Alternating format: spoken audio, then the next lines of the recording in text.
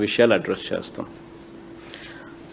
డిఎస్సికి సంబంధించి ఈరోజు మొదటిది సబ్జెక్టు లోకేష్ అనే వ్యక్తి ఎందుకు రాజీనామా చేయాలి,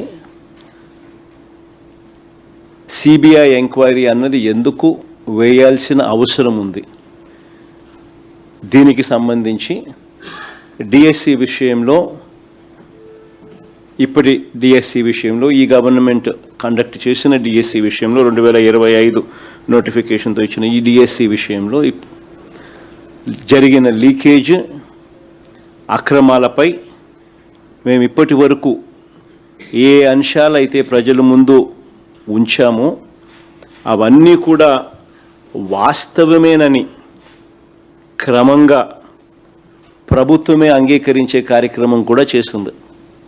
అసెంబ్లీలో లోకేష్ మాట్లాడిన ప్రసంగం చూసినా కానీ, ఇదే అసెంబ్లీలో చంద్రబాబు నాయుడు గారు మాట్లాడిన ప్రసంగం విన్నా కానీ, ప్రత్యక్షంగానూ పరోక్షంగానూ వాళ్ళు ఈ ఆరోపణలన్నీ కూడా ఒప్పుకున్న పరిస్థితులే కనిపిస్తాయి. తప్పు చేశారు అని క్లియర్ కట్గా కనిపిస్తూ ఉన్నప్పటికీ గింజుకుంటారే తప్ప ఒప్పుకొని సిబిఐ ఎంక్వైరీకి మాత్రం ఆర్డర్ ఇవ్వరు.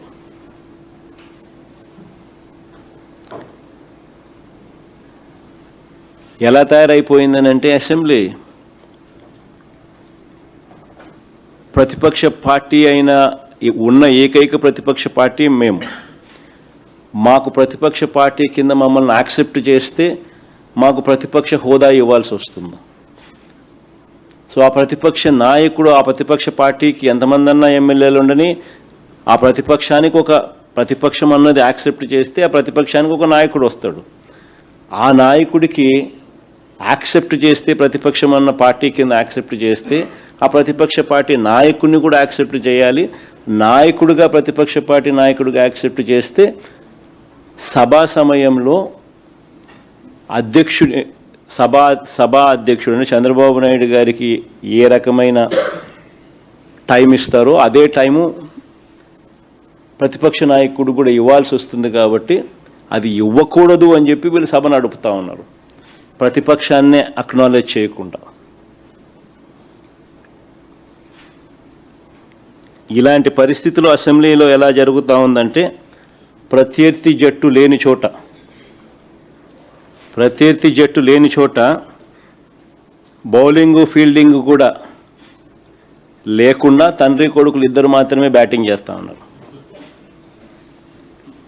బ్యాటింగ్ చేసి వీళ్ళందరికీ వీళ్ళే బ్రహ్మాండంగా బ్యాటింగ్ చేసినామని వీళ్ళందరికీ వీళ్ళే కితాబిచ్చుకుంటా ఉన్నారు. నిజంగా ఆశ్చర్యం కలిగించే విషయం ఏంటంటే, అసెంబ్లీలో ఈ మాదిరిగా బ్యాటింగ్ చేస్తారు కానీ పక్కన మండలిలో 4 రోజుల నుంచి స్తంభింపజేస్తూ ఉన్నారు. ఇదే డిఎస్సి అనే సబ్జెక్టు మీద చర్చ జరగాలి అని, లోకేష్ రాజీనామా చేయాల్సిన అవసరం ఏముంది అని చెప్పడానికి సాక్ష్యాలు ఆధారాలతో వాళ్ళు రెడీగా ఉంటూ, సిబిఐ ఎంక్వైరీ వేయాల్సిన అవసరం ఎందుకుంది అని చెప్పడానికి వాళ్ళు సిద్ధంగా ఉంటూ, సాక్ష్యాలు ఆధారాలతో రెడీగా, పక్కన కౌన్సిల్లో మాత్రం డిస్కషన్ చేయరు, డిస్కషన్లోకి రానిరు.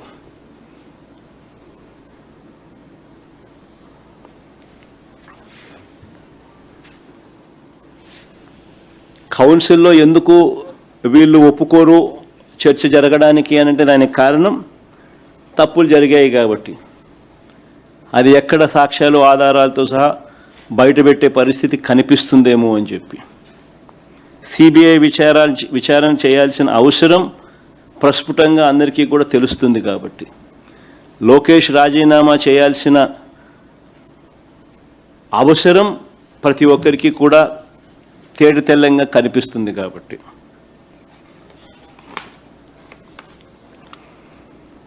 ఇక ఎలాగో వీళ్ళెట్టా చర్చ చేయరు, కౌన్సిల్లో అవకాశం కూడా రానికుండా చేస్తూ ఉన్న నేపథ్యంలో ఒకసారి నాణ్యానికి ఇటువైపున ఎందుకు లోకేష్